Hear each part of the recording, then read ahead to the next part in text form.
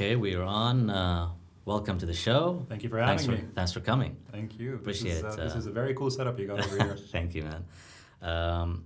Just a quick intro for people who want to know more about Yousef Nassar. In my opinion, he is I would say, the main premier matchmaker in the Middle East and North Africa for the past 10 years, which was probably the beginning of MMA in the region, with the UFC coming here and then the rise of all these promotions. With all due respect to every other matchmaker in the game, but I feel that you have done a great job with your personality, your low profile. So not many people know what you have done. So I thank you for coming on the show and try to get as much as we can from you, and some of the stories we probably heard about, but maybe some stories we haven't heard about. So, and there's been a lot of those in MMA these days. I'm sure, especially here, right? Absolutely. Let me ask you. Let me begin with matchmaking. What does it take to be a matchmaker? I mean, are there any prerequisites in your opinion? God, that's a good question. I think so. The barrier to entry of becoming a matchmaker is quite low because there is no formal qualification, and it's not like in other professional sports in the U.S. where you need a license to be a manager, or just to be involved in the industry. But I find that there's matchmakers and there's matchmakers, and to be a really good matchmaker definitely requires unquenching thirst for the sport, to be able to watch fights objectively, to be able to understand the game, understand skill level, and just to consume as much MMA as you can. And of course, that's one part of it. That's the part where you talk about being able to scout people, but also being able to talk to people, resolve conflicts. There's a lot of that, of course, in matchmaking. Of course, you're dealing with contracts and length of contracts and all these sort of softer skills. So you also need to have a kind of a very good touch and feel for people, and to try to read them quite a bit. Many people don't know this. Like they think a matchmaker just makes fights, right? But you just spoke about you're responsible for signing them up for a number of fights, perhaps. Correct. You talked about contract as well. You're responsible for cutting fighters if needed. Yeah. So there are many things, that a matchmaker does. So basically, you take this, the heat out of the leadership, right? And in Arabic you say you're the one at Buz al-Madfa. You're the one who's standing in front of that cannon. I guess it's very much an HR kind of role now that you put it that way. You cut, you sign, you extend, you renew, all these things. It's to be honest, it's a lot of fun, and it's something that I genuinely enjoy doing, because growing up as a pro wrestling fan, you always wanted The Undertaker to face Hogan, or you wanted The Ultimate Warrior to face Andre the Giant. So to be able to be put in a position where you're able to make these matches, scout fighters, and kind of decide who fights who and who takes the next step is super privileged. And you spoke about being able to read stats and stuff like that, like a statistician too, so if you want to call it that, right? Yeah. People think that matchmaking is easy, especially when it comes to the main fights. Everyone knows it's very easy to make main events, right? Yeah. Like title fights or whatever. But what about the undercard, right? That's the real struggle, because basically what you're doing is you're creating those new stars or these new winning streaks or losing streaks, whatever. So you're building up all these guys. So many people don't appreciate I'll compare UFC fight nights, for instance. A lot of people see it as a B show. Yeah. When in reality, most of these guys who were fighting on a B show, even Conor McGregor, right? Fought on a B show before. He was in Sweden. He was one of the first fights. And now look where he is. I think matchmaking can be hard, it can be easy, and I don't know if you could say it's a split between undercard and main card, so much as sometimes just fights make themselves. So for example, now you have, for Brave, you have Jarrah against Hamzat. So easy to make. It's so easy to make because it was bound to happen, right? It's bound to happen. Yeah. They both really want it, and there is no other number one contender who's more qualified than Hamzat. So that came together quickly. Other times, some fighters, especially if they're coming off a loss, they might be a little bit harder to convince to take another fight because they're afraid of losing, 2 in a row, and what that means for their career and their record.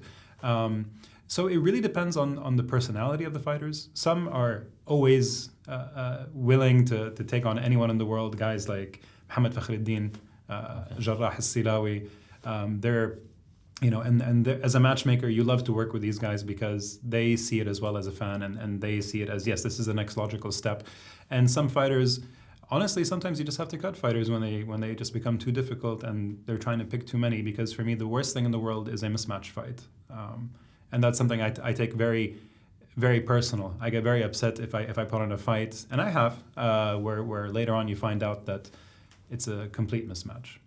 Yeah, I mean, it's out of 100 fights, it's bound to happen, right? I mean, you can't be. It's you can't get them all right. Yeah, as they say. exactly. But what's the biggest challenge for you as a matchmaker during those 10 years? I would say, in this industry, what's the most challenging thing? Is it dealing with the talent, or is it dealing with the promoters, or what is it?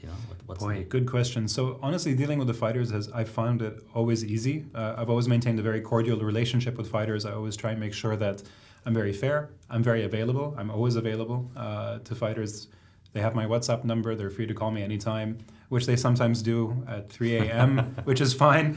The hardest part, honestly, in the past sort of 6 years, I'd say, is developing fighters in a way that I would ideally like to. Because if you have events that are in Morocco, and then Egypt, and then Jordan, and then Brazil, and then India, you're kind of limited with how you want Division X to develop. So for example, the lightweight division, you'll say, okay, this is the champion, these are the two clear contenders, so these two would, fight it out for the right to challenge the champion, but what comes after that?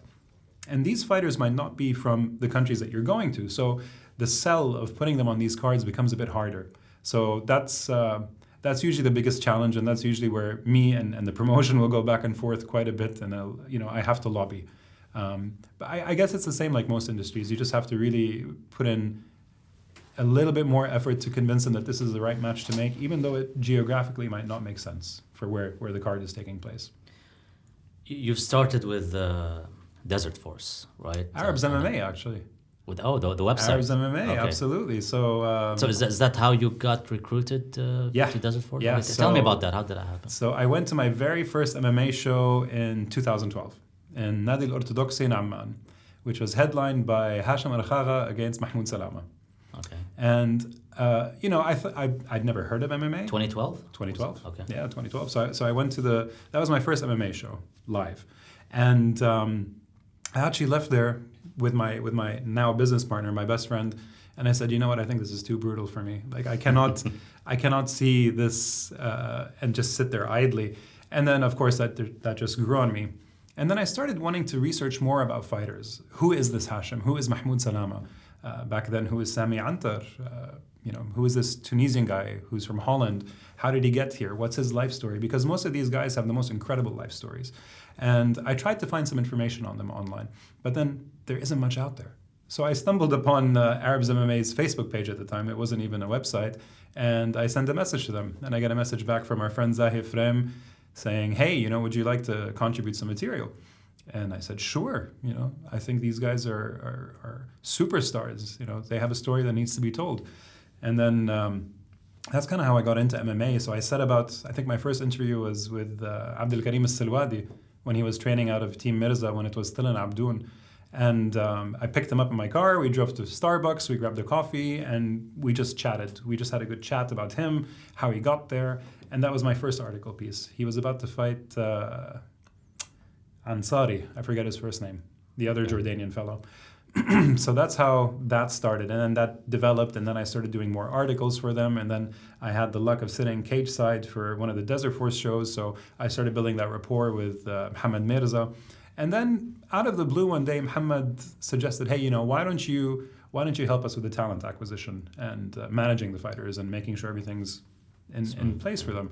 And I jumped on board. And till this day, I am forever grateful for Mohammed for giving me that opportunity, because that really was my start in the MMA sphere. It always goes back to that guy for some reason. When He deserves a lot of credit. Mo Mirza. Yeah. Mirza. I mean, he is probably one of the most polarizing people in our industry, in this region. But you will not get a bad word out of me about him. He is, and he's the person I worked with the closest when I was in Desert Force. Until today, even when Brave came to Amman the last 2 shows, I made it a point, not as Yousef Brave, but as Yousef, his former colleague, to reach out to him and say, hey, I'd love you to be there. These are guys that some of them we've developed together. Let's come watch a night of good fights. So I maintained that good relationship with him. I'd even go as far as saying I consider him a friend till this day. That's pretty amazing, because I thought you were there with them.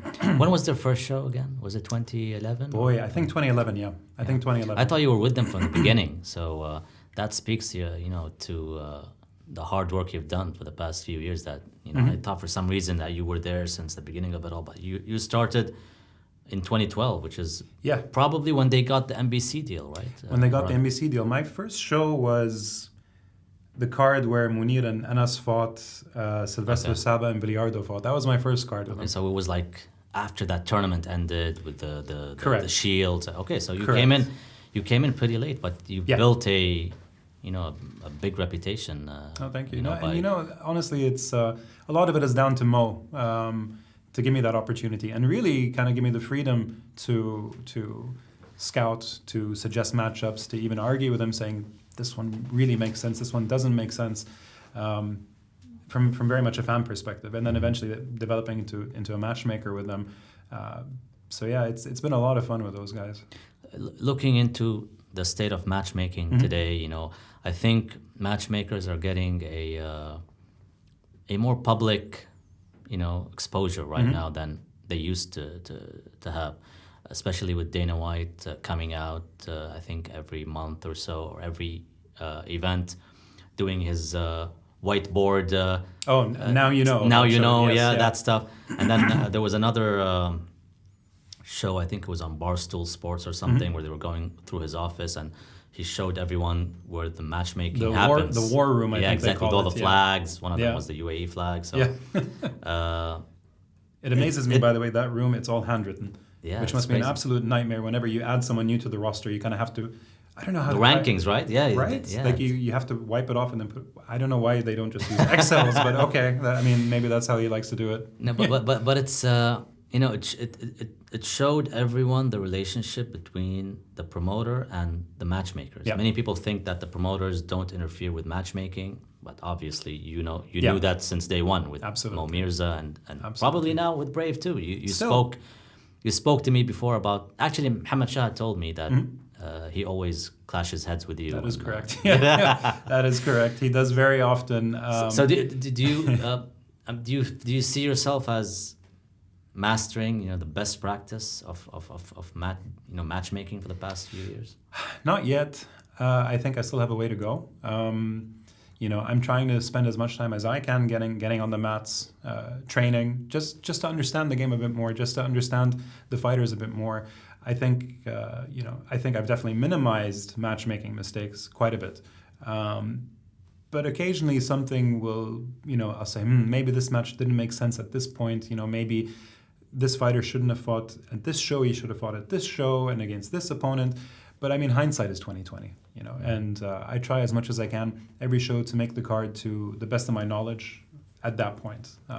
So of course, you will always be your biggest critic, and I am. But we're getting there. We're getting to the point where I think who's harder to deal with, Mo Mirza or Mohammed Shah? Oh God! What came first, the chicken or the egg? Be honest. So Mo was maybe harder to deal with when it came to stubbornness, maybe, or they're both stubborn. No, they're both pretty stubborn. They're both pretty stubborn. Mo was hard to deal with, and maybe this is just the way Desert Force ran. Mo was harder to deal with when it came to. Was it only Mo? Sorry to cut. Was it only Mo, or did Zayd and Zayd Abu Saud? So it was Mo. Purely Mirza. Mo. My interaction was 95% with Mo Mirza, and Zayd I would see them at the shows. Zayd Abu Saud back then. and I might be wrong here, but from what I saw, primarily ran production and the show and the light. And Zaid was kind of your chairman, your figurehead, who did a lot of the PR for Desert Force. But your actual operational guy for me was Mo Mirza. Whereas, you know, now with Brave, obviously the sport is bigger, so you have a bigger staff that you work with. Still relatively small, considering the amount of shows we put on and the amount of fighters we deal with. But, you know, now you have a bit more resources to work with. Who's harder to deal with? Mo, when it came to finalizing cards, because it would always usually be last minute. Hey, we're going to go to country X in 5 weeks. You know, okay. Who needs a visa? Who doesn't need a visa? And then, you know, so that was always a bit of a hassle. But in terms of the actual matches, it was quite easy. Shahid, I clash with more on the actual fights, because for me, Brave will have 12 to 15 cards a year, right? And you have 125, 135, 45, 55, 65, 75, 85, and then occasionally female bouts. Mm-hmm. So to keep those divisions going, you do not have the luxury of building someone over 5-6 fights. You know, you need to kind of push them a bit more. And sometimes he'll disagree with me on the matchups. He'll say it's too soon. And that's kind of where him and I clash the most. Yeah. But it's always friendly banter. You know, he's not going to like me saying this, but I usually get my way. So, yeah. I know how. Yeah. No, but, you know, do you, is it hard for you as a matchmaker? Because this is not the UFC, right? Mm-hmm. Where you have all these fighters tied to a non-compete or exclusive contracts, right? Mm-hmm. These guys can probably go fight anywhere else, maybe outside of the Middle East and North Africa. I'm not sure, but how does their contract? So some people are exclusive and some others are not. Correct. Yeah. I mean, honestly, the majority of the big names in Brave, like in Desert Force, are exclusive. The stalwarts of the promotion. Very few of them you bring in for 1 or 2 fights and they can fight elsewhere. Okay. Yeah. So you okay. Yeah. That's fair enough. So I mean, part of the negotiation. I like that. Yeah, because you need to especially if you have develop. champions, right? If you have a champion, the worst thing that could happen is if they go somewhere else and lose, or you know. So you invest a lot in them, so they need to be there for a certain amount of time. You know.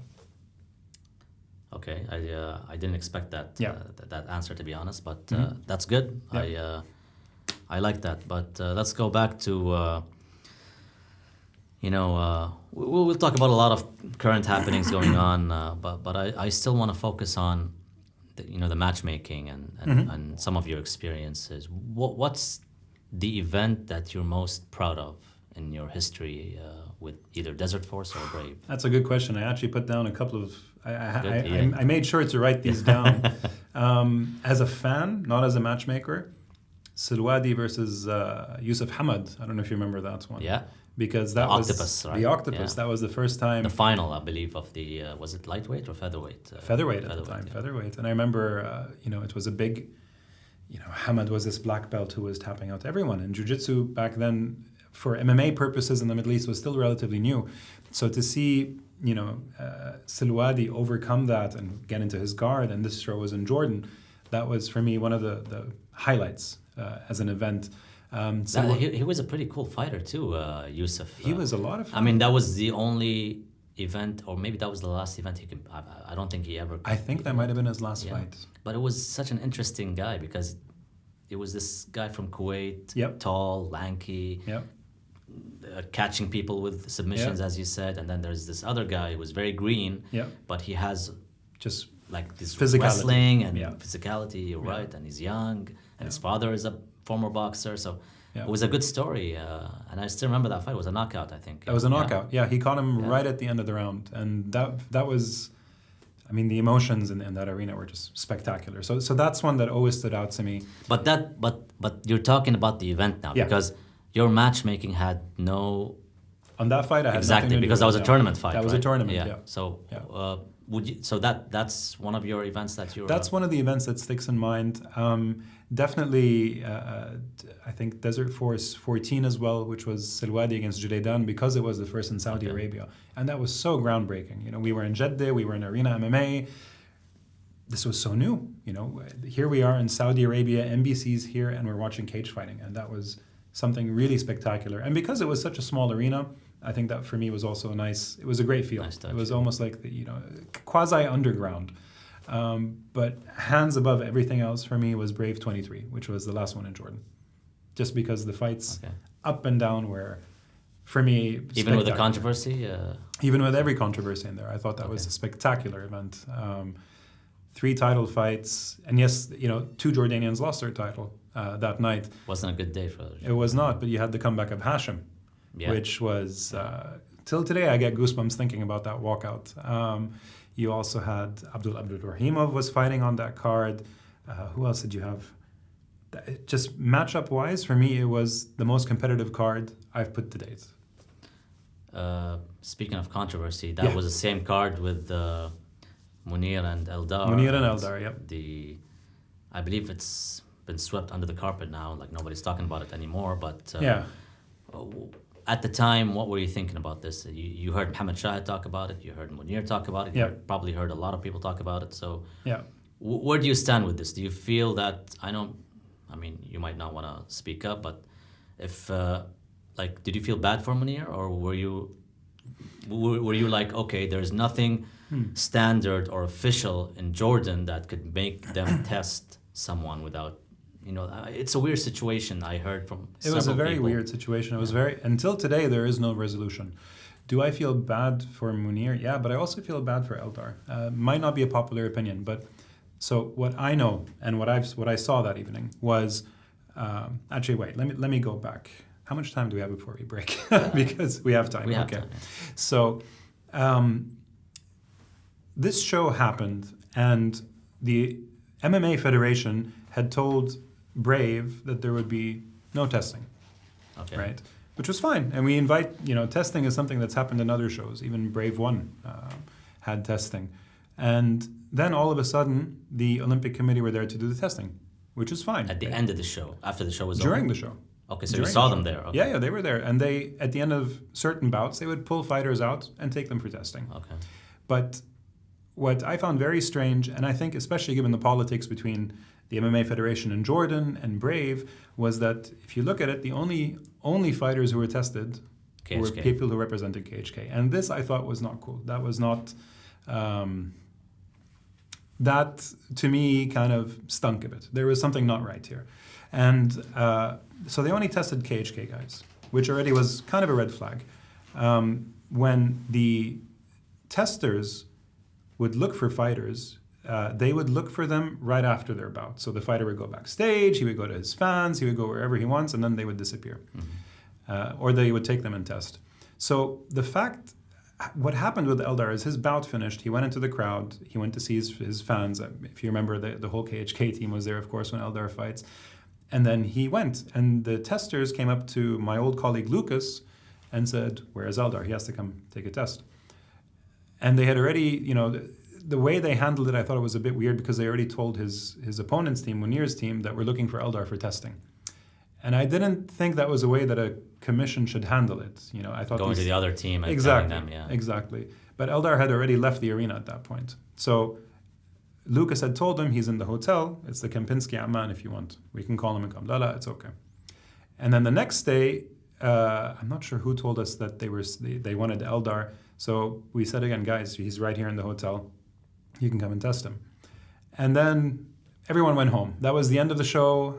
Everyone went back to their countries, and life was fine. And then these statements came out from the Jordan Federation that Eldar had ran away from the test, which, from what I saw, was not necessarily true because yes, maybe he left the arena to go back to the hotel, but the Olympic Committee also did not really attempt to reach him. And I feel like till now he is being labeled as someone who is a drug cheat, but he was never tested because they did not test him. So but you know what?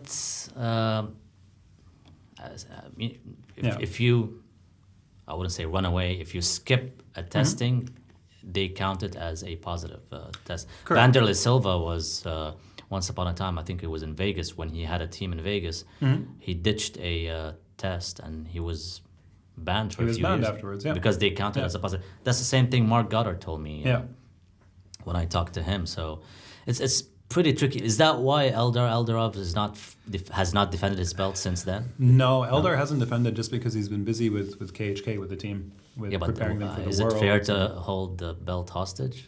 No, he should be fighting soon. He should be fighting fairly soon, I think. And there also we have to develop a contender for him. But just to summarize, I feel bad for Munir. I feel Munir has been hard done by. And I feel Eldar deserves a chance to arbitrate. Because as far as I understand, the Bahrain Olympic Committee has tried to mediate with the Jordan Olympic Committee, but there has been no response. Okay. But again, I'm not privy to the exact details of these things. So for me, I would love to do a rematch and test everyone. Why not? Let's just settle this once and for all, because it left a real stink. Do you think Munir would want that? If you offered him a rematch today? I don't know. We'd need to ask him. I don't know if he'd want to fight Eldar again. Not because he's afraid of him. I don't think he's afraid of him. Just because of trust issues. Yeah, just because of what happened before. And I don't know if Eldar would want to go through that furor that happened on social media again. But for me, I mean, in an ideal world, I would love them to rematch and have clear testing on everything and settle it, because it has left a real stink. Where we are with the sport in this region now, it just doesn't need this. We need to clean up shop a bit.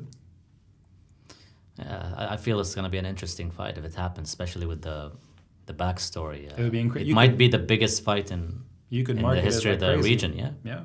It could be. It could very well be. Yeah. Okay. I still think Mohammed Fakhreddin against Munir Al-Azzaz was the biggest fight we had at some point. Yeah. But I think that's past its sell-by date now. Speaking of fights, we spoke about some of the events you were proud of. What about the fights you were proud of creating? Yeah, I also had to go through Tapology and look at all of these. Now it's a huge list, so let me try and narrow these down. Some of the ones that really stick out, surprisingly maybe, Mark Tanios against Ilyas Ba'alini. I don't know if you remember that one. Have you in Dubai, right? In Amman. Oh, in Amman. In Amman, you had two Lebanese, two rival camps, TriStar Lebanon, Shogun Beirut. Yeah.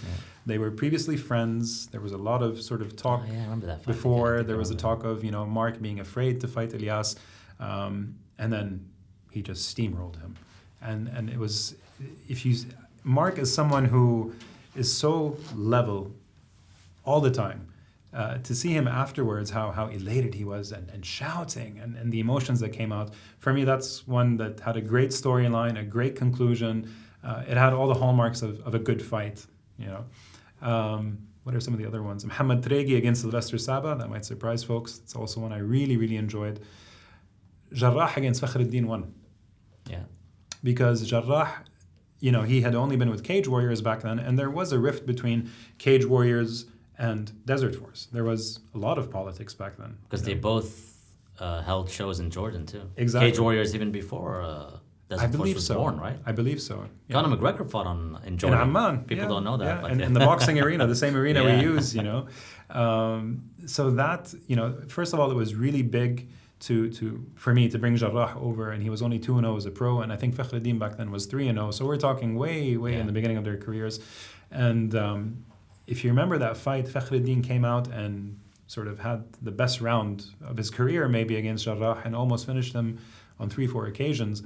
And then Jarrah turned the tables in the second round and caught him in the Kimura. And at that point, Fakhreddin was such a scary fighter, that no one thought could lose.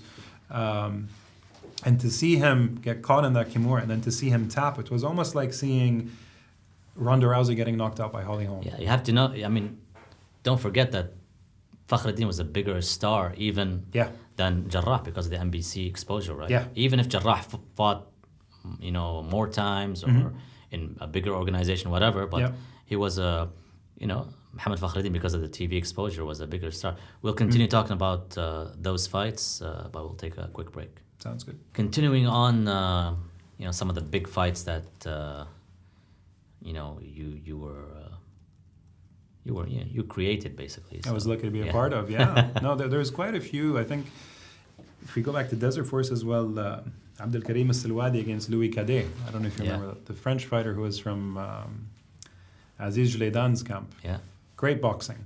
And I think that was the first time we ever saw Silwadi in trouble in an MMA fight. So at that point, and the way he rallied back, and maybe the first time we saw him use his wrestling to win a decision, Before then you remember he had been known as a striker. Was that was that fight after or before his fight in Bahrain against Hussein Salim? Hussein Salim. Because Hussein Salim gave him a hard time too, I think. Right? He did, and he ended up having to resort to takedowns. Yeah. That's a good question. I'm tempted to say it was wherever it was, but it basically shows that the Salwadi has been tested in Desert Force. So even before getting into Braves. Even before, and he came through with flying colors. And I think at that point he was training quite a bit with Ashraf Shishani. So you really saw that wrestling, that catch-can wrestling come through and really save him because he was really rocked. But, I mean, a lot of people say that he's on a downward spiral. Do you see that as, first of all, being true, or do you see that because he's been focusing on different areas of his game that he shouldn't be focusing on in Fortis MMA? Mm-hmm. I mean, what's going on? Maybe the level of competition has increased and we just don't see it because we're so used to following him and expecting him to win. What's your answer to people who are saying? Man, that's a good question. And it's hard to answer because, again, I consider him a personal friend. But he knows this when it comes to matchmaking, I don't let friendships get in the way. This is one thing and that's another. Yeah. So Salwadi had a really good career, Desert Force, Brave, and then, he won the title against Lucas Martins, which for, I think, most people was a shock back then. And then he defended against Luan Santiago in Amman. So even before that, his only blemish was the Jileidan fight. That's it. That was it. People still had that, and Jileidan retired.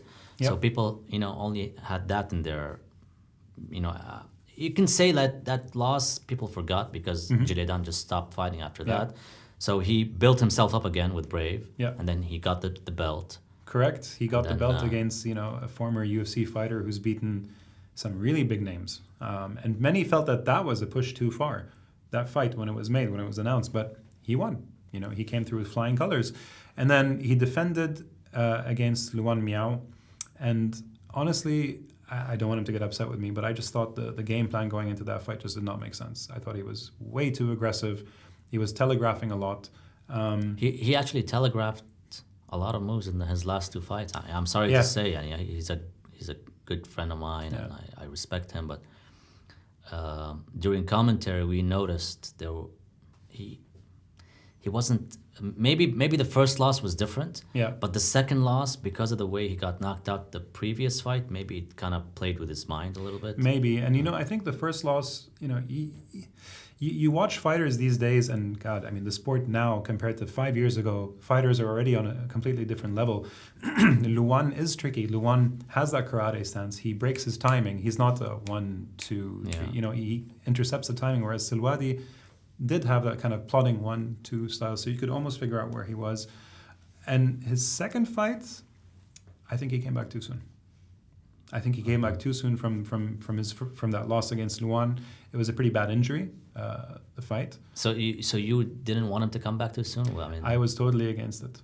Okay, I was totally against it. It was like a democratic decision by the promotion, and you. I talked to him and I said, Abid, I'm not for this. But if you want, speak to the Brave guys. You know the leadership, and see what they think.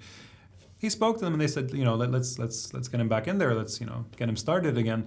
And then he fought against Dumar Roa, and came out super aggressive, maybe over aggressive in that fight, and got caught with that knee. Now, to be fair, no one could have seen that knee coming. That kind of just slipped in as he was swinging his left, But I do hope that he takes a bit of a break now. Really spend 6 months, spend 8 months, and just work. He trains with some of the best guys right now. Guys who are at the top level in the UFC. Yeah. Jeff Neal and all the other guys. Uriah Hall. They're all there, I mean, a great coach with Saif Saud. Doesn't, play around with words. If you suck, he's going to tell you suck. Very direct approach. I agree with you. I think he should really work hard with these guys and try to find, like the true Abdelkarim Salwadi. And even, maybe there's nothing wrong with going and trying other camps for a while, get different looks. Go to TriStar. go see Faras Zahabi, spend a couple of weeks there. Maybe they can work on some area, go somewhere, go to ATT, work on your footwork or some other facet of your game, and then go back to Fortis. But, I can't wait to see him come back, to be honest with you. He's, I always get up for a Abdul Karim Al-Silwadi fight. What about favorite fights in Brave? We focus mostly on Desert Force fights. Atman Azater against Charlie Leary. Yeah, Abu Dhabi.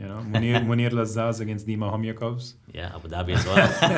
Guram. See, I remember those fights. Those were, Guram against Felipe Silva recently in Bahrain, because that was exactly what I thought it would be. You had two guys who just go forward, love to strike, and it was almost like throwing a grenade in a room and closing the door. Something's going to happen. Yeah.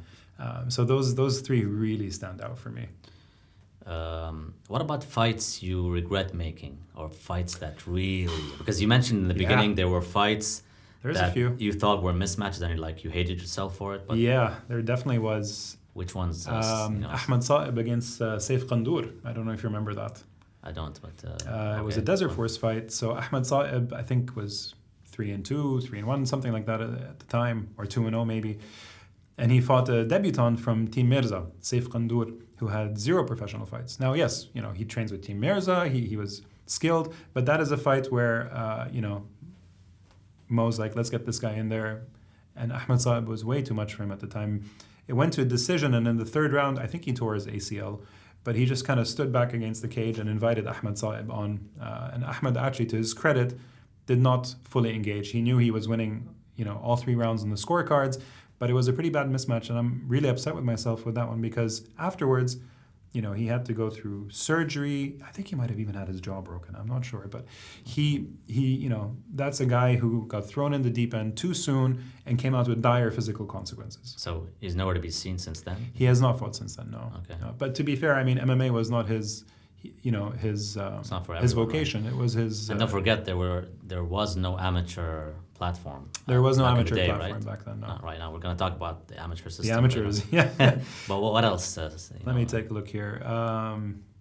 Michel Aoun against Mishal Khzaim, just because it was a very boring fight.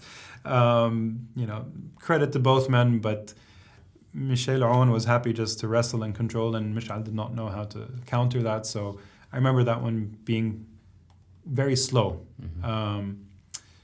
What else do we have? Fabian Silva against Ramadan Muhammad in Abu Dhabi.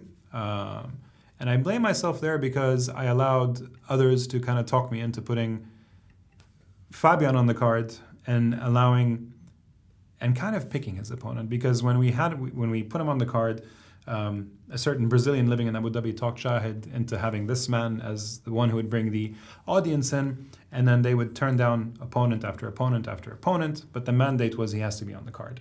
So we ended up giving him Ramadan Muhammad, who, went up, I think, 2 weight classes to take the fight on short notice, has 0 wrestling, and went up against notorious BJJ black belt. That was miserable. I remember watching that, and I think I didn't even finish watching the fight in the arena. I went backstage and I didn't want to see it because it was a really big mismatch. Okay. Totally own up to that one. Fair enough. But those 2 really stick in mind. Anything from Brave you felt... That was Brave. That was Brave. Okay, yeah. Fabia, okay. Yeah, that was Brave. It's heavyweight, right? It was a heavyweight? It was a heavyweight okay, fight. I remember that. I think and Ramadan, I think, was fighting in ADFC way back when as a middleweight. Okay. So. Yeah, interesting stuff. Mm.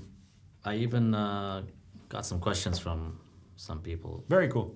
Yeah, but I'm going to save them for later on. But some of the biggest upsets that you were hoping, I wouldn't say hoping never happened, because that would be like a conflict, but upsets, the biggest upsets during your tenure. Biggest upsets, in both organizations. And I can give you one from each. Do you remember Amr Wahman? Yeah, Egyptian. Against Victor Montfort. Yeah. So Victor had just come off this incredible KO in his debut against George Eid in Abu Dhabi. And Amr, I think he might have been coming off a loss, but Victor was kind of the scary Viking that many felt would absolutely demolish Amr. They're both stand-up fighters, so many felt that this was going to be a quick, violent finish for Victor. And then Amr, I think he rocked him with a left hook and then took him down and actually choked Victor out. And I remember that being a huge, huge upset because the whole plan back then was to develop Victor into someone who could maybe fight Munir at some point, you know, or Ghurabi back then, which would have been, you know, in our minds, a class fight. For Brave, Ahmed Amir against Richie Martinez. Yeah, the first Brave, right? The first Brave. And Ahmed Amir is a wrestler, and Richie Martinez is one of the best no-gi grapplers out there. And the fight kind of... The boogeyman, right? The boogeyman. And the fight kind of started the way many thought it would. Ahmed went for the takedown. He ended up in his guard. Richie started working his rubber guard. And it kind of looked like, okay, this, you know, this is what should be happening here. And Ahmed somehow pulled away from the submission once, twice, 3 times, and then TKO'd Richie, which I thought was a huge upset at the point. And really... I'm surprised nobody talks about that fight. I mean, that was incredible. Richie's an kind name. of a big guy, you know, big guy in the jiu-jitsu world, and Eddie Bravo. And he's one of Eddie's disciples, you know. So for that win, and then that started off Ahmed on this trail of always being the underdog and then winning. You know, whether it was Kevin Koldovsky, I think, afterwards, and I forget the one after that. But and before I forget, but do you agree with me that Ahmed Amir could very well be the best fighter from Egypt right 100%. now?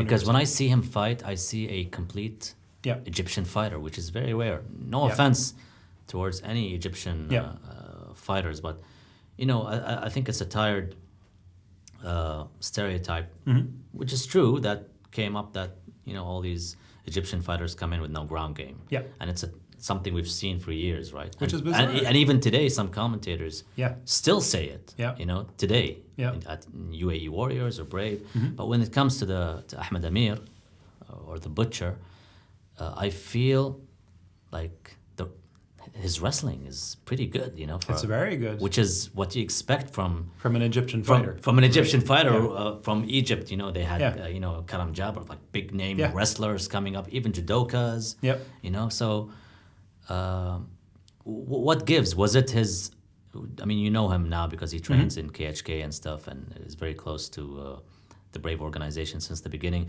Do you see it as the way he was brought up in Kuwait? Or because when he joined KHK, that's what he was focusing on? I'm going to upset a few people here, but I think a big part of his success is the fact that he's not training in Egypt.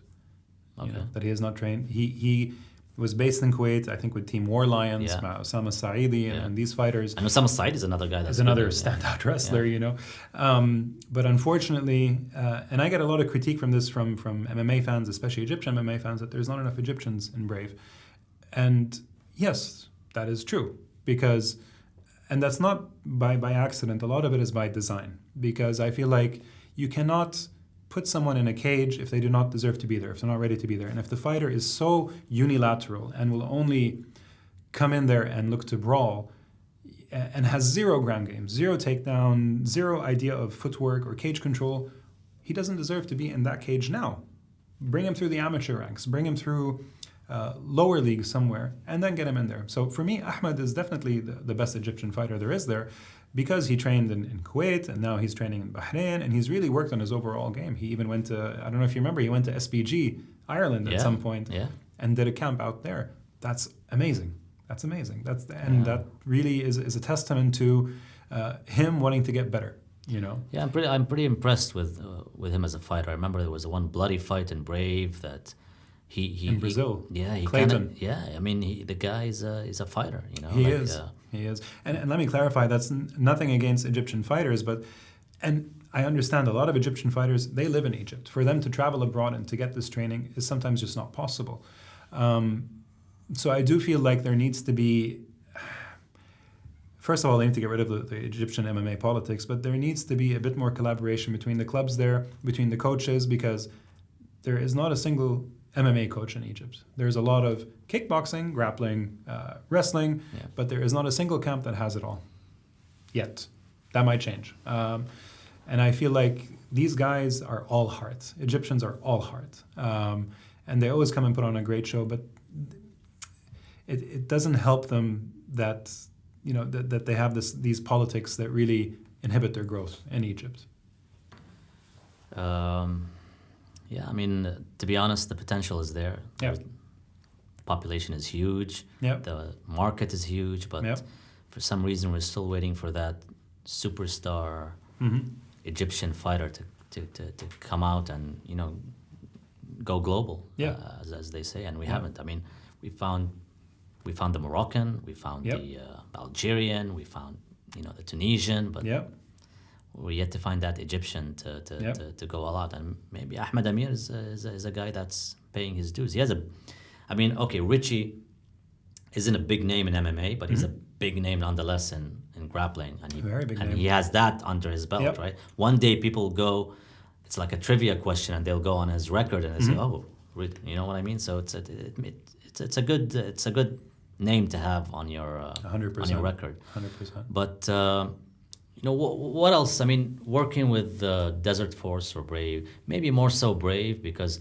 Desert Force, I'm sure you're proud of a lot of fighters you have or talent you have spotted during the way. Maybe you built them on purpose, like you knew what you were doing and everything went to plan, and they became stars today. Out of the talents we see today, whether they're in Brave or have gone to other organizations such as the UFC, which ones are you most proud of that you felt that you guys cultivated and helped push towards, let's say, superstar? It's funny when you say UFC, because there's been quite a few now. I mean, a lot of guys from Brave joined. Otman Azait or Johnny Walker. Yeah, Johnny Walker went from Brave to ended up in the UFC. The guys I'm most and proud even of, Khalid Taha, didn't he beat Hamza and then after that he went, correct? There you go. I think the two guys I'm most proud of, and this is not me trying to hype up a fight, but definitely not necessarily people who went to the UFC, by the way. I'm just saying in general, like today, you've been, you have been with them since the beginning, and the matchmaking was so smooth, and they delivered inside the cage. Two names come to mind, and they're going to fight each other. It's Jarrah and Hamzat. Okay. Jarrah, I started matchmaking for him when he was 2-0. I think he's 14-3 now, and he is one guy. When you look at his resume, you could say he really had this, this gradual uptick in the quality of fighters he's fighting, and if you look at his resume, it's incredible in my opinion. Whether it was Abdul or Tahar Hadbi or Fakhreddin, and he just really escalated really nicely. And I think for me, he's the best Arab MMA fighter we have. That's what I was going to say. Some people say that he is more complete and ready to be a UFC fighter than Munir Lazaz, which a lot of people keep talking about, because of him having the ability and all the techniques needed to be a complete fighter. He's good on the ground. He submitted David Bear, losing that fight until the end, and he submitted him last second, right? Yeah. So he has that, Munir got that chance against Eldar to do something, but he had great takedown defense. But I'm talking about, when you talk about a complete fighter, I think he's better suited to be in the UFC today. That's what I'm saying. Nothing against Munir. Munir is an exciting fighter, definitely deserves to be in an organization like the UFC or any other big organization because of his highlight reel, knockouts and abilities. But I'm just saying, as a complete Arab fighter, because we don't have many, right? No. I mean, we're going to talk about that later, but I agree with you. I mean, he is definitely a guy that I think is a big name fighter that is ready-made, even more ready-made than some of the Arabs that made it to the UFC today. I agree with you. I couldn't agree with you more. I think, and the fact that he made it being purely based here in our region is even more incredible. A lot of fighters tend to think, I need to go abroad, I need to go to this camp, that camp to get better. But he did what he's done so far, being based in the Middle East, and I couldn't agree with you more. He's so well-rounded.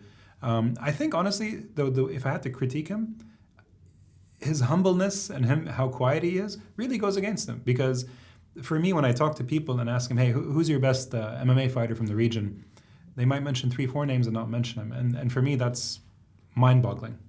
He is, for me, hands down, the very best fighter from the region.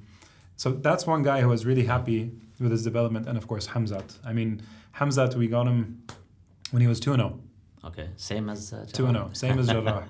And, he's just been putting on clinic after clinic after clinic, and against.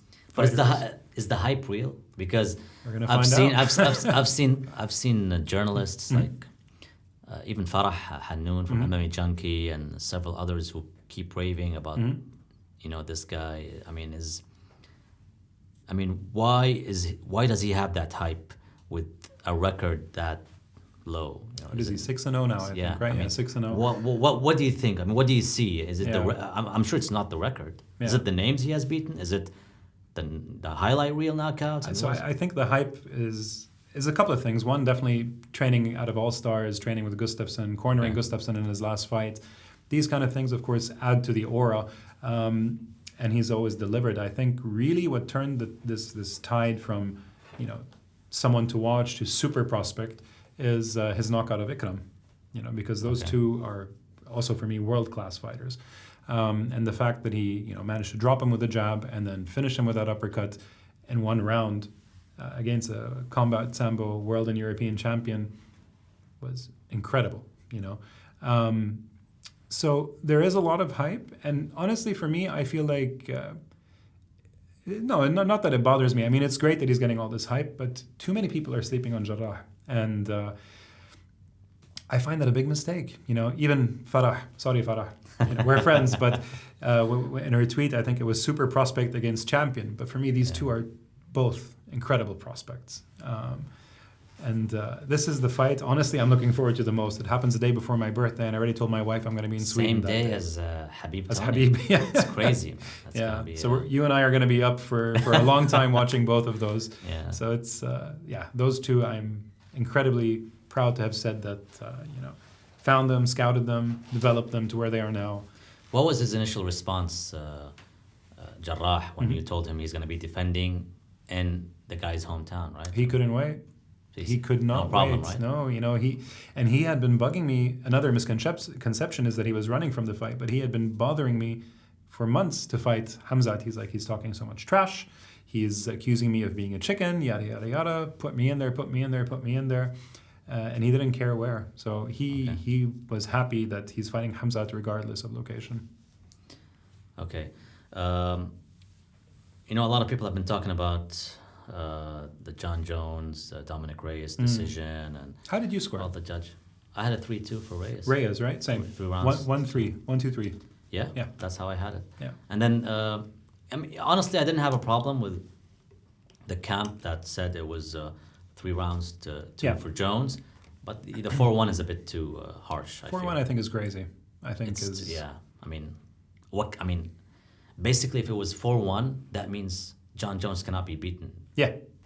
By anyone. Yeah. You know what I mean? In Texas. No, but it's interesting that this came up now because when I spoke to Mark Goddard before that fight, we were talking about the current judging criteria, and we talked about people's accusations towards the judging criteria. He is in the camp that says, or the camp that's against changing the 10-point must system, because he's like, it's a human error. It's not a system error, because the 10-point must system is there. Yeah. It's the judges that have those issues. The fact that you have judges scoring it right and other judges scoring it wrong, it's a subjective type of thing. So we need to work on, the guys, the judges, the refs, the officials, right? Rather than working on the system, which is not a system that's broken. Yeah. That's in his opinion, because he believes, and a lot of guys like maybe journalists as well, but more so guys that are, I would say experts like Joe Rogan, who have been in the game for so long. They recommend adding half points, quarter points, stuff like that. That's to Mark. It was like, people are already confused with the current system we have. You want to confuse them even more with half points and quarter points and whatever points. You know? And 5 judges or 7 judges. Or 5 or 7. Yeah.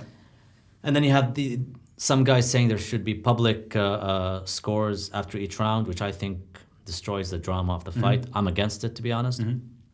But what do you think? I mean, do you agree? I don't know. One thing, and I listened to the podcast with Mark, which was really, really good. I disagree with him that there needs to be an implementation of the unified rules and the 10-point system everywhere. I don't think that's correct, because I think that does not allow for innovation. We do not know if there is no empirical study that says the Pride rules are better than the UFC rules or are better at declaring a winner, or what one does. Maybe slamming should be, banned. I don't know.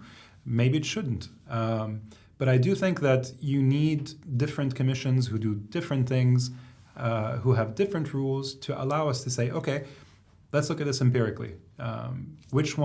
What worked best here and what worked best here? Because I think if you have unified rules everywhere, I mean, how slow has the sport been to adapt the rules, really?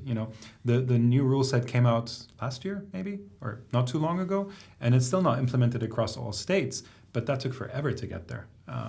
So I'm all for, if the US wants to stay with unified rules, stay with unified rules, but let one do what they're doing, and let ACA deduct fighters points from their fights if they miss weight. Why not? That might be the right way to go about it. There is no right way to go about regulating or commissioning the sport, but I'm all for different people trying different things so we could see, okay, this works best and this doesn't work best. When it comes to scoring, I tend to agree with you. I just don't want to confuse it more. I mean, God, imagine quarters and half points and adding those scorecards up. I think it's just going to be very convoluted. But I'm all for them trying something new. If they're going to try it for one card, try it. If they're going to try announcing scores in between rounds in another card, try it. But I also disagree with Mark on, I remember you brought up the example of Jose Mourinho, where if you criticize a referee in football, you get fined. It comes straight out of your pocket. And I disagree with that. I think people need to be held accountable, whether it's the fighter, the corner, or the judge, or the referee. So I do think that fighters, referees, and judges should be held accountable. What is wrong with asking them, why did you score it this way? Or why did you stop this fight at this point and not that point? And to be fair to Mark, he has always come out and, explained his side of the story. And I think that's amazing. I wish more referees would do that. So, but he got in trouble, he said, for being outspoken on social media sometimes. Oh, really? Yeah. Okay. So from the UFC? No, from commissions and stuff from athletic committee. They're like, you don't have to respond to everyone or every fighter. Yeah, but I think, let's hear their side of the story. I think the referee in the Reyes fight, Luis, I think was his surname. I'd love to hear his side of the story. What did he see that apparently no one else saw? That's funny because judges. Have you heard any judge give I think I only heard a judge once on a podcast with Pete Carroll ages ago. But apart from that, I've never heard a judge give their side of the story. Yeah, it's like a taboo thing or something. Yeah. But I mean, what's the solution? Is the solution to have retired fighters become judges?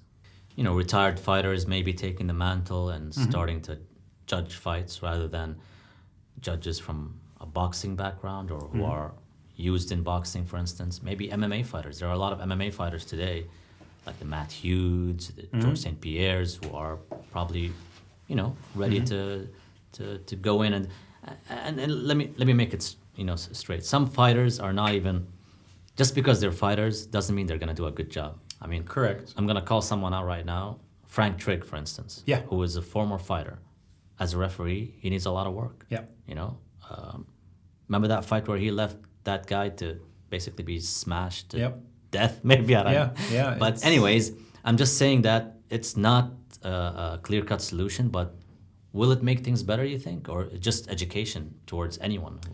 Good question. And I think, honestly, if fighters could, why aren't they becoming referees? Nothing is stopping them, right? I mean, they could easily go and take the certification courses.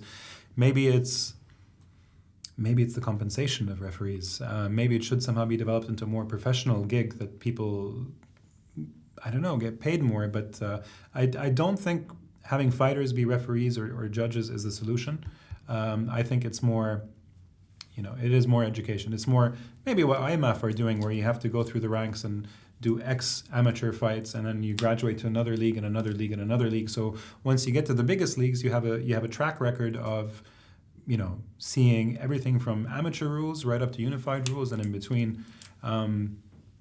It's a very complicated question. I don't think there's a right answer for it just yet. Yeah. But you agree that judging is subjective? Yeah, super. Extremely. I watched Thiago Santos against John Jones live in the arena. I was third row. I usually never miss a John Jones fight. He's my favorite fighter.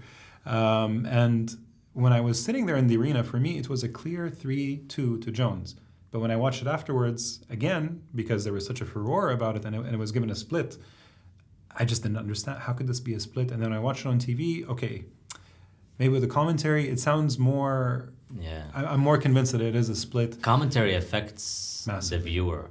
Some people say they mute the fight the second time they see it, just to have a different viewpoint. Yeah. You know, Yeah. It really sways the audience, Big time. especially today. You know, Big a lot of people try to make fun of Joe Rogan nowadays for being like, oh, he's done, he's done, or he's being, you know, He's hurt. like, he's hurt. So people like have this, you know, a lot of respect for him to the point that whenever he does that, people are like, okay, now this guy's winning the round or whatever. But you know, commentary does affect a lot of people. So muting the fight the second time really helps. I mean, that's what I do sometimes. So. No, absolutely.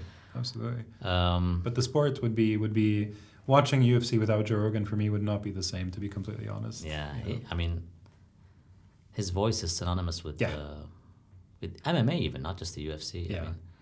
I mean, he's one of the guys that's gonna be missed if he.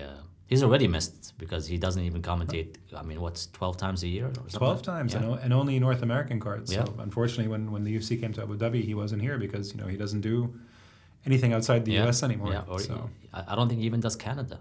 Not even Canada, correct? Is it Canada? Oh, sorry, South.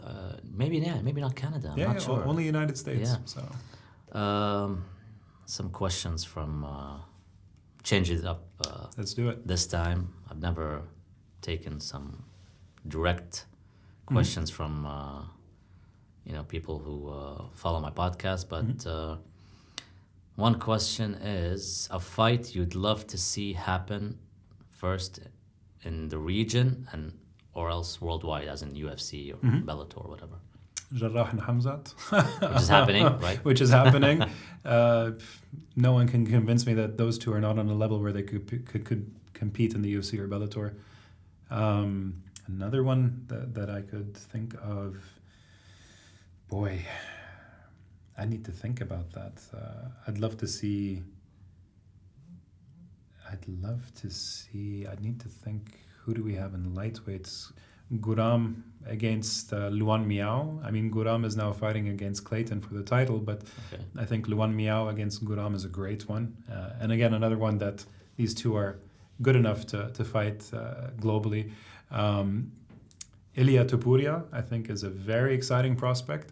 Ilya at featherweight against Bubba Jenkins, I think would be really interesting. What happened? I mean, what about Bubba Jenkins? Is he like defending his title soon? I mean, what's happening with him? There's some developments going on with Bubba Jenkins that I don't know how much I can get into it, but contract issues, you mean, or?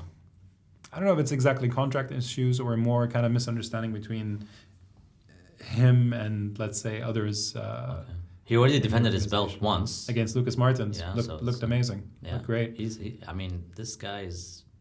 I felt those two fights he had in Brave is probably the best foreign fighter. When I say foreign, I mean like a foreign representative of a regional organization that I know so far in terms of the fight, in terms of promos, countdowns, whatever, like interviews. I think is a good representative or an ambassador for an organization. Yeah. I think Lohman as well. For me, Stephen Lohman is another. Definitely. I mean, another consistent. If you hear my commentaries, you always see me rave about Stephen Lohman. You know, I mean, Team Lakai in general in the Philippines has improved a lot, especially with their ground game. They were purely strikers. And is it Mark Sangayo? Is his name? Mark Sangiao, Coach Sangiao, Mark. Yeah. I mean, I don't know if you remember him against Felipe Efrain when Efrain had him in the guillotine, and he just held on, and it was so tight. I mean, for me, Lohman is a superstar. He's the longest reigning champion in any organization in this region. Yeah, and he's looked good. Which is what I like about Brave, to be honest, is when you guys created the championship belts, I really felt they were champions in the organization. You know, it's just like not creating belts for the sake of creating belts. Yeah, it's not a prop. Yeah. You know, so I love the fact that Stephen Lohman is a long reigning Yeah. obviously he had to do a lot of work to retain the title, but Yeah. it's sometimes you feel like when the time comes when he loses that title, you'll feel like, whoa, he lost. Yeah. Finally lost the title. Yeah, Yeah. it's a good storyline to have for any Very much so. organization. I think Loman even because Ilia Topuria could make bantamweight, so even Loman against Topuria would be another one I would love to see one day. But that guy, man, he is so unassuming, so humble, so friendly. The Team Lakai guys, all of them, I love working with them because they're always Team Lakai guys, you mean? every one of them, from Jeremy to Jomar to Steven. They're so friendly, they're so grateful, and something switches on once they go into the cage, and they just deliver every single time. But Loman, he needs to get out there more. He needs to get his name out there. The guy is a superstar waiting to happen. Okay, another question says, have you been accused for favoring some fighters? 100%. always. Every card, people are like, oh, that's him, setting up one of his buddies again, which I don't get. I understand if you're a casual, if you think I'm making a fight that is not fair, if your friend is fighting against someone I'm putting them against, you might think I'm trying to mismatch them. But do you think it's mostly attributed to the relationship between Brave and KHK? Or is it something that even happened before? Yeah, KHK is definitely. So when KHK fighters fight is one thing, and even outside of KHK, I make no secret of it. I am friends with Jarrah, I am friends with Rami, I am friends with Silwadi, I'm Fakhreddin. I go to Beirut, and my wife and I we go to their home. Yeah, because but you put Fakhreddin in fights that are not to his advantage, like Tahar Hadbi, for instance, right? Yeah, twice. So twice against Tahar. So that's not a friend, as you said. Yeah, that doesn't seem like a friend giving. No, I clearly delineate between when it comes to friend and matchmaking. Rami just lost his last fight, and he's someone. Last time I was in Beirut, I made it a point to go out for lunch with him and Fakhreddin and Yousef Wahbi. These are my friends, but there is no favoritism there. Now, I understand when it comes to KHK that people will say, similar to ACA, they say, the Ahmed guys always get favorable matchups. God, who do we have in KHK? Ahmed Amir, who's lost a few. Hamza, who's lost once. Hussein Ayad has lost twice. Eldar has not lost. Who else is there in KHK? I think those are the four primary ones. No, there's another Gamzat from KHK. Gamzat Magomedov. Yeah, correct. Okay, and he lost one in Pakistan by DQ, right? By DQ. Yeah, I remember that. By DQ. And again, if there is no commission in Pakistan, so that could have. If there was match fixing, that could have easily been overturned on Tapology, but it was not because he lost that fight. Ikram also represents KHK, and he went in there with Hamza, of all people. So, look, I understand it. It's bound to happen. I can't fault people for thinking like that, but it couldn't be further from the truth. Okay, right now, if you had a list of the top 5 fighters in the Arab world, Arabs from the region. From the region. Who would be on that list? Boy, let me pull up Google Maps just so I can see a map and just remember the countries. You mentioned Jarrah and Munir, but So from the region, do you see those as top 5 in your opinion? I'm sure from you the see region, Jarrah, right? Jarrah 100%. Okay. Munir 100%. Rami Hamid 100%. Okay. Silwadi. Okay. Would you consider him still from this region? Yeah, he came out from this region, right? Yeah. He was brought up in this region too, right? It wasn't like he was living in Germany or. Correct. Yeah. So. But do you still see him as top 5? You don't think he lost his place? I think he'll bounce back. He's so young. But top 5, you think still? The thing is, I'm looking at who else there is. People like, what about like Ali Al-Qaisi or Amir, the Butcher, Ahmed Amir? Ahmed Amir has come off a rough stretch as well, and now he's starting to turn the tide.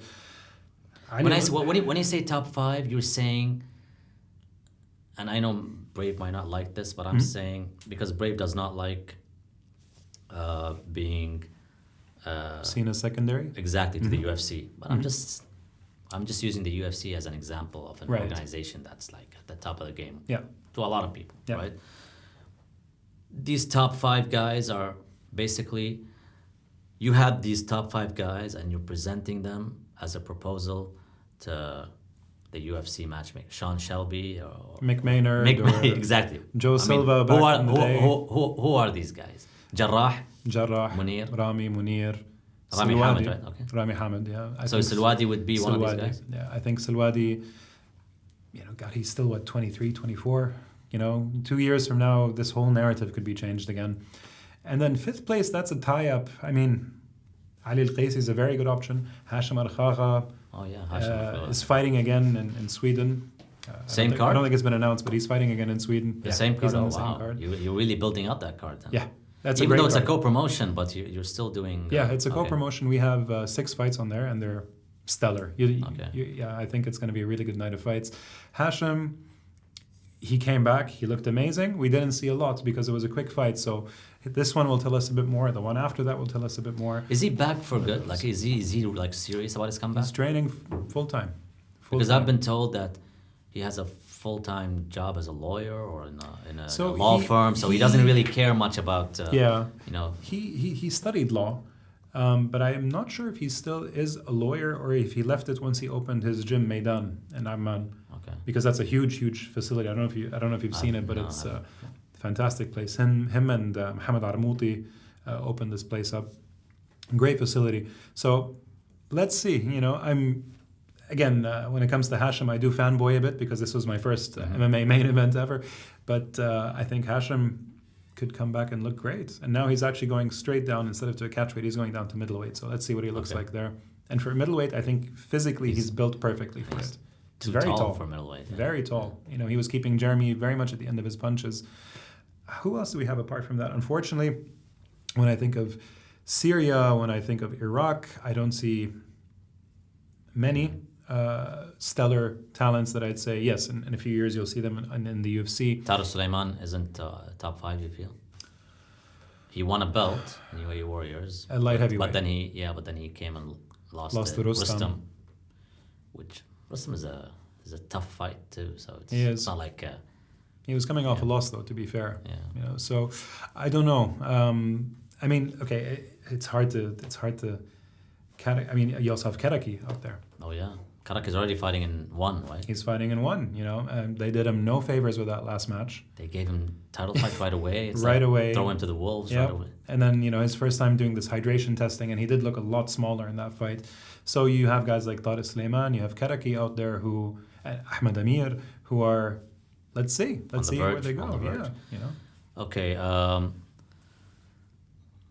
Okay. Another question is, who do you see out of the Arab fighters today who are constantly improving, like they're on an upward trajectory instead of a downward spiral? Let's say, like somebody who you feel like promoters would be like, build him up, don't throw him to the wolves. Build this guy up. This guy has we want to build him up. 2 names come to mind there. One that you mentioned, Ali Al-Qaisi. Okay. Actually, 3 names. Ali Al-Qaisi comes to mind. He maybe didn't perform extremely well in his last fight, but he had to win it, and he did. And he resorted to wrestling for someone who used to be a stand-up fighter. So Ali Al-Qaisi is someone who keeps on incrementally getting better. Hamza Kuheji, I think, is getting better. I think he needs to step up to competition. Step up, maybe someone who can really counter his wrestling or be a real threat on the ground to kind of force him to stand. What about a rematch with the guy that beat him in Desert As a Dean? That'd be great. They kept on talking trash. I'm doing matchmaking. Yeah, there you go. they kept talking trash to each other back and forth for a while, and now apparently they're friends. So I don't know if that was it Azzeddin Darbani that beat him. Darbani, yeah. Flying knee in Amman. Yeah, interesting. And I think he was brought. I remember it was a Jordanian, but I just forgot it was Azzeddin. Yeah, Azzeddin. Interesting. And who else? I had someone else. Oh, Mustafa Rashid. Okay. Mustafa Rashid is someone who's kind of come along nicely. He fought in Phoenix against Diego Gonzalez, lost by submission, came back to Brave, won. He won in UAE Warriors and then went on Brave and won again as well. Correct. So he did Brave, UAE Warriors, Brave, win. And his last win was against the 4-0 Alex Fontes, who trains out of OB Fight in France. submission specialist, and he KO'd him. So I thought he looked great there. So I think those three are kind of, let's see where they go from here. They're still young. They still have a lot of juice in them. Let's see where they go. Okay. Who are the fighters that you see have a future, but they still need to develop other aspects of their game? Like we talked about Munir and the ground game. Yeah. Who else do you see as? I think we also mentioned Silwadi. He needs to come back and I don't know if he needs to reinvent his game or just come back a bit more less aggressive, but he's someone who definitely can tweak a few things here and there and start another streak. Mohammed Yahya, I think, has a lot of great raw elements, but still needs to tweak a few things here and there as well. Where do you think he needs improvement? I don't know how disciplined he is with. I don't know if he does camps and only preps in camps or he trains year round, but I think he needs. I don't even know if he does this full time or if he has a job. Shout out to Mohammed Yahya, by the way. I haven't seen him in a while, but someone I always enjoyed working with. So he maybe he would benefit from going to a Fortis. Maybe he would benefit from going to an ATT for a while and spend 3 to 6 months there if you can and really work on yourself and spar with these elite fighters. And then you can really gauge where you are and see what you need to work on. But I think he has a lot of great raw talent. Where do you see MMA in the middle? A lot of people talk about how the UFC recruits a lot of fighters from Europe, from South America, maybe from Africa, definitely from Asia. But where do you see the Middle East ranked? As a It's player. a real shame to me, and I'm an MMA fan first and foremost. But it's a real shame to me that when they came here, they did not have any local bred fighter.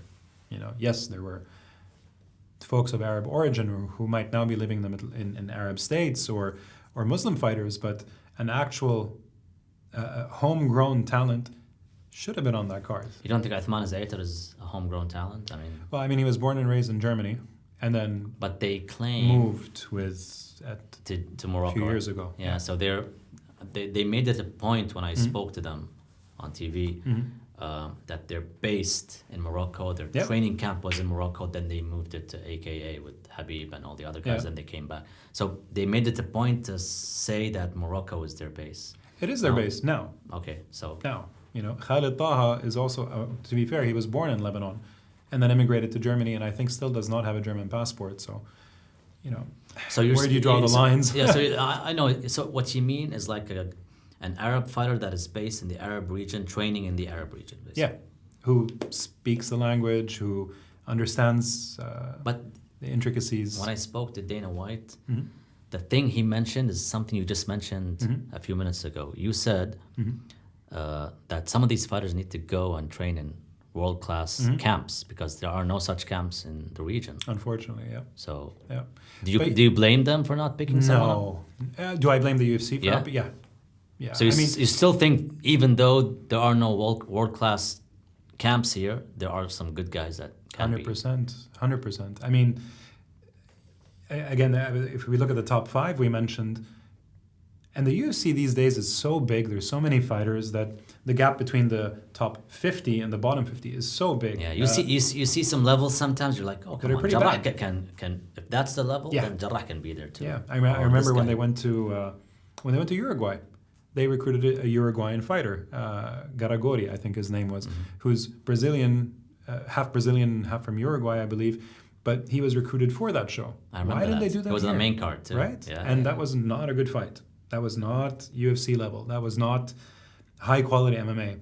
Why don't they do that when they're here? And you're not going to get that quality. I have 100% confidence in our guys that if they were to go in there with some of these big, maybe not the top 15, but some of the guys in the UFC, they would do extremely well. Testament to that is Silwadi against Lucas Martins. He ran through the guy. Yes, it was an injury, but he's a veteran. He was not in there. UFC veteran. Yeah, he was not in there for a minute of that fight. Is this something you blame, do you see like some of the coaches and maybe regulators, if they exist, Mm-hmm. or even the fighters themselves, Mm-hmm. do you feel that there is something they need to improve for to be seen by or noticed by these big organizations? Or is it purely It's a good the question. UFC's fault because they're not opening or widening their eyes to the rest of the world? That's a good question. What more do they have to do? I mean, you mentioned the issues in Egypt, for instance, Yeah. of people, the internal fighting, Yeah. even Lebanon. Lebanon's the worst. MMA is not even a legal even sport legal, no. in Lebanon, even though they have a representative in the IMMA. And the IMAF, yeah. Which is IMAF is crazy. a whole different story. I'm Which sure we're is going to get to crazy. that. But Very crazy, but Lebanon, just to clarify, my wife's Lebanese, but Lebanon, when it comes to MMA politics, is the absolute worst. And I used to hate, and still to this day, I'm somewhat scarred of dealing with the Lebanese politics when it came to signing up fighters. Whose fault is it? What more do these guys have to do? They've fought big names. They've beaten big names. They've fought in Malaysia, the Middle East. We put them in Europe. I don't know what more they have to do. So I think part of it is maybe laziness. I mean, I do understand what Sean Shelby and Mick do is, what I do tenfold because they have to deal with that many more fighters and that many more divisions. But and maybe they just thought, well, Habib's on the card, so that's anyway going to sell out, yeah. right? And then throw on Islam, throw on the Palestinian fighter, what's his name? Bilal Muhammad. Throw in Uthman, and khalas, we're good. Yeah. So I don't know if Ziam as well. Yeah, Faraz Ziam, who was brought in on short notice. Yeah. But again, I don't think they thought it through too much. And credit to them, the show sold out. It was a great show, right? So I can't fault them. But I really hope that they start developing guys from this region. But is it through a show that they do that? Or do you think, because now they're doing a Dana White's Contender Series in Asia. Yeah. Do you think they need something similar in the region, as opposed to having an event, which they're going to have every year for the next 4 years, guaranteed, but maybe a show as well, like maybe bring back the Ultimate Fighter for the Middle East, or maybe a Dana White's Contender? I kind of hope not, because I think MMA in our region, you have very good guys who are few, and then there's a huge, let's say, the step below that is quite big, and then the lower ranked fighters are a lot, and I think the gap is too big. I think we have 5 or 6 guys who are exceptionally good, who could compete right away. Then they might be across different weight classes. So doing a show, I think, might not be the best, but bringing them straight in for when you come to Abu Dhabi, for me, is a no-brainer. Okay, fair enough. Just a few more questions before we wrap up. IMAF. Yes. It seems to me like from your reactions, you're not a big fan of some of the stuff they do, but that's another thing I spoke to with Mark Goddard, and the whole amateur system that is an option for a lot of fighters coming in today that they didn't have before. Actually, some fighters, especially the ones from Bahrain, who fought on Desert Force, went back to the amateur system, fought again in the amateur system, and then came back to the professional realm or whatever. I mean, what's the issue with IMAF, aside from the politics, obviously, with a different organization merging with them, and I believe there's a third organization as well that's not involved with them. It happens with every sport. Unfortunately, and MMA is still, as big as it is, it's still a bit of a wild land, so anything goes in a lot of the cases. I think IMAF are doing a great job. They had an open position a while ago, of course, unpaid, but it's an ethics committee. Okay. And I really wanted to be a part of the ethics committee, because in my interactions with IMAF have been great. But sometimes you have certain members who you do not understand how these people were elected to represent a certain nation, not just in our region, everywhere.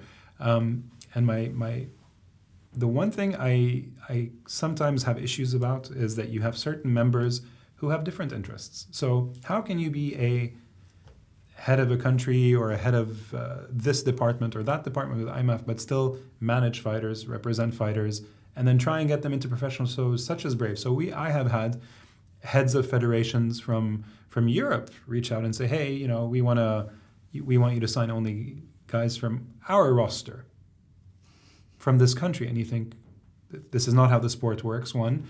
And two, surely that's a conflict of interest. Surely. So I have certain things that I think IMAF is doing things right, but I do think they need some kind of an independent body, whether it's a part of IMAF or outside of IMAF, that really works on this ethics committee and compliance. Because if we want to take the sport forward, these things need to be ironed out, and I think that's critical. You know, I love the shows they do. I think it's tremendous what they've done. I love the fact that there's so much exposure around amateur MMA now that would never have existed without them. And like any organizations, there's things to fix, but I think the time to fix that is now, so that we move forward in the right way. I know Bahrain hosting the World Championship is such a big thing, and they set the bar high for hosting that event and giving it as much as they did, honestly, for the past 2-3 years. 3 years, right? 3, I think, yeah. And I think a lot of people accuse the IMMAF of, when you have the World Championship in one place for like 3-5 years, it doesn't help your case to be an Olympic sport or to be a sport that's in the Olympic Charter or whatever, because you need to spread out, right? Yeah. What do you think of No, I honestly, I don't think I prescribe to that too much, because they do have the regional shows quite often. And the European Championships. Yeah, European Championships, African Championships, Australasia Championships. And then you just have the big one, the World Cup, if you like, the Champions League that happens once a year in Bahrain now. I think it's awesome for our region. I think it's really put a big spotlight on MMA in MENA. And, who knows? They used to be in Vegas. Now they're in Bahrain. Who knows what's next? So, no, I don't think that's too much of an issue. They leave their footprint around the world quite well. We're going to wrap up. Let me ask you some lasting questions. One of them, obviously, we touched upon it like a little bit. Khabib and Tony, which is a fight that's going to be happening during the same time as arguably one of the biggest fights in Brave history, maybe. Yeah. Right? Yeah. What are your thoughts on that? Does it happen? Is the fourth time a charm, as they say? Fifth time. Fifth, actually. Fifth wow, time. Even worse. Yeah. I think Tony pulled out think it's twice. past. I think it's past charm then. Yeah, I mean, at this point, if it doesn't happen, just don't book it anymore. Like, or God, forget about it. Book it and don't tell anyone until the day before, and then just announce it. Hopefully, nothing happens. It's a great fight. Yeah. Gosh,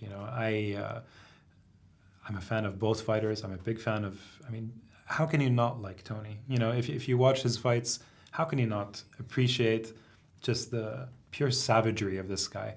And when you look at Khabib, how can you not appreciate how, single focused he is, and he just gets it done, and you know exactly what he's going to try to do to you, but he's try to stop him. It's just, we haven't seen anyone do a good job. Maybe you could say Michael Johnson rocked him briefly, but that was it. Dustin as well, maybe. Dustin as well in the second round, started the second round. I feel like this is definitely, whoever wins this is the number one lightweight for me of all time, even eclipsing BJ Penn. How do I see it going? Gosh, ask me today, ask me tomorrow, it always changes. I like Tony a lot. I like his story. I like where he's come from. I like his personal setbacks and that he's, come from this, I guess it's a bout of depression and really come back and then put on that clinic against Cowboy Cerrone. I also love to support an underdog, so I would like to see Tony win, just because then we get to watch a fight again, because for sure they're going to put them up for a rematch. Whereas if Khabib wins, they'll probably just move on. And I know this is going to upset a lot of MENA fans, because Khabib is everyone's golden boy here. You'll be surprised at how many people are rooting for Tony. For Tony? Yeah. Okay. I mean, based on what I can gauge on social media from some of the Arab followers of the UFC. The only thing I don't want is it to finish in one round. I hate fights that finish in one round, because you don't see the story develop. Exactly. I agree. I think for me, a minimum of 3 rounds is what I like in championship fights. Agreed. Agreed. I mean, that's my opinion, but the quick knockout gives you a sense of satisfaction for a few seconds, and then you're like, oh man, it's almost like Aldo and McGregor. Yes, that was exciting, but We waited so long for that. Yeah. You know, And I was there too, so it was. Oh, no way. Yeah. You know, I was supposed to. I went to UFC 189, and my wife now, who was my girlfriend back then, I told her we're going to go on vacation. We're going to go 3 weeks to the US, and this is going to be great, yada yada. She didn't know the whole trip was centered around what was supposed to be Aldo versus McGregor. And you know, I'm like, oh, by the way, I got us tickets to the UFC. We're going to spend a week in Vegas. I'm sorry. You know, I took her to the weigh-ins, the fan expo, the whole 9 yards, and then of course it was Mendez. But I'm happy we went there. For me, that was a great experience seeing McGregor Mendez at that time. Yeah, it was a good fight too. That was an amazing fight. Yeah. And of course, you had Lawler and McDonald in the co-main, which was one of the. Till now, I mean, I think it's one of the best fights in the history of the UFC. Absolutely, in my opinion. Absolutely. Yeah. Especially the fourth round when they went face to face. Iconic. That's and then you had Big John in the middle. That was terrific. Such an amazing fight. Yeah. So what's next for you? What's continue matchmaking for Brave? For me, Yousef? Yeah.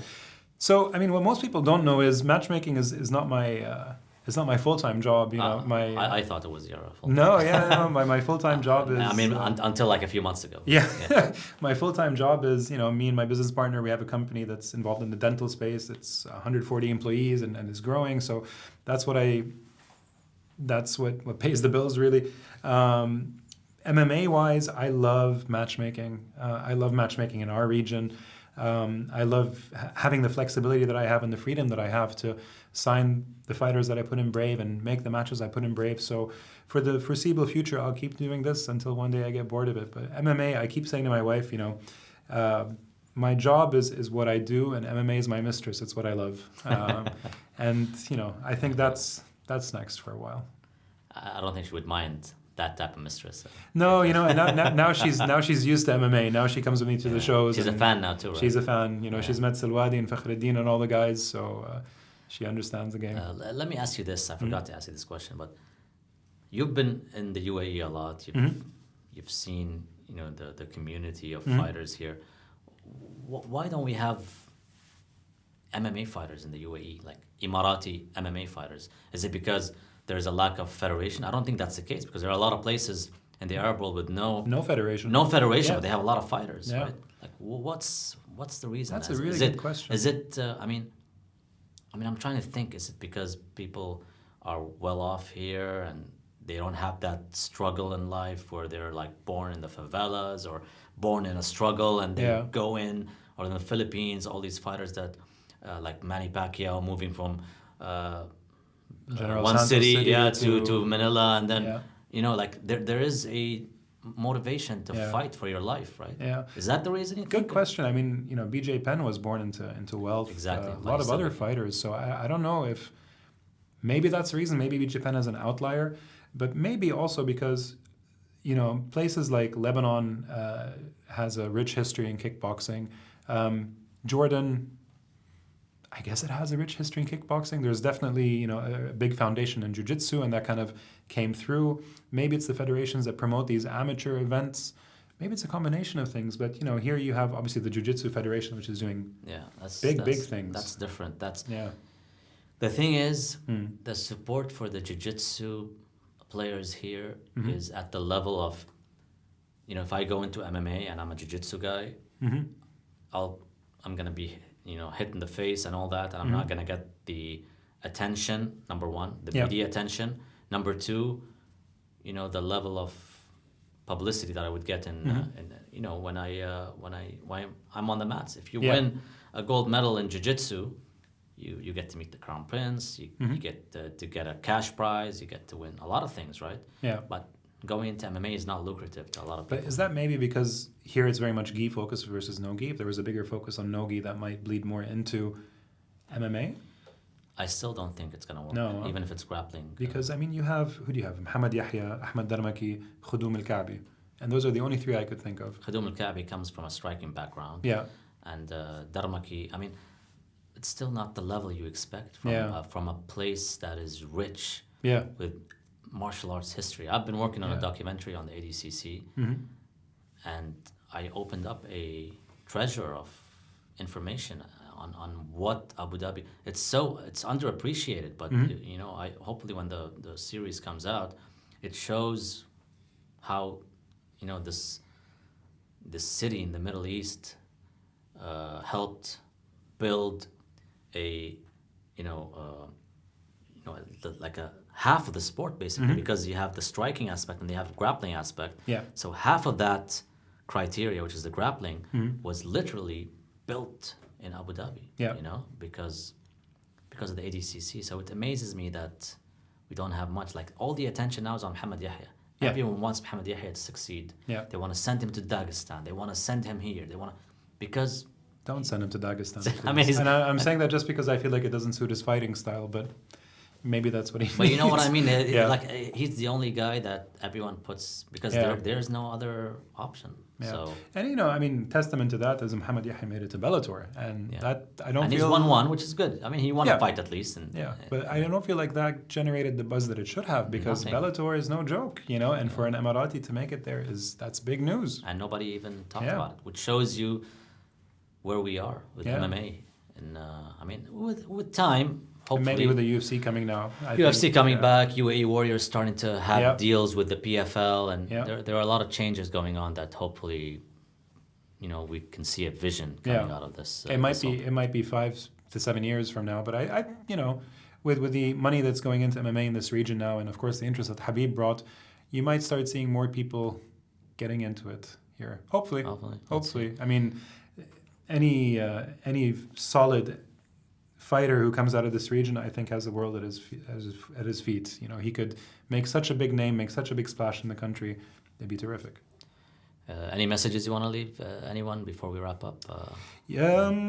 Support your local fighters always. I love fans who, watch all the UFC you want, watch all the Bellator you want, but invest in your local fighters, watch them, support them, buy their T-shirts, buy their tickets. These guys will normally come from very humble backgrounds, and they're trying to achieve a big dream. And, the least you could do is support them. And most of them have terrific stories, so support your local fighters. I second that, because a lot of people, when you talk to them, they're all about the UFC and the Bellators, and they're like, oh, Brave's on, or UAE Warriors on. It's Arab fighters, or like they're not. They want MMA to be big here, but they're not supporting. The grassroots, right? The grassroots movement, the local fighters, which is a shame that people do that. But I agree 100% with you. Definitely. So thank you. Hopefully that leads us to the next level in MMA. Again, I thank you for taking some time to speak. I know matchmakers are introverts and Correct, and low profile. There are a lot of things that you guys are not supposed to say. But I appreciate this conversation, and hopefully we catch up again maybe after the upcoming fight with Hamzat and Jarrah. We could do a recap after that one. I'm really excited for that one. So looking forward to what comes up with that decision as well for both of them. It might be. They might be, I think it's a turning point in their career. Yeah, it's a big turning point. Yeah. Anyways, thank you for having me. Thanks for everything, and we'll see you soon, my friend. Absolutely. Thanks. We're out.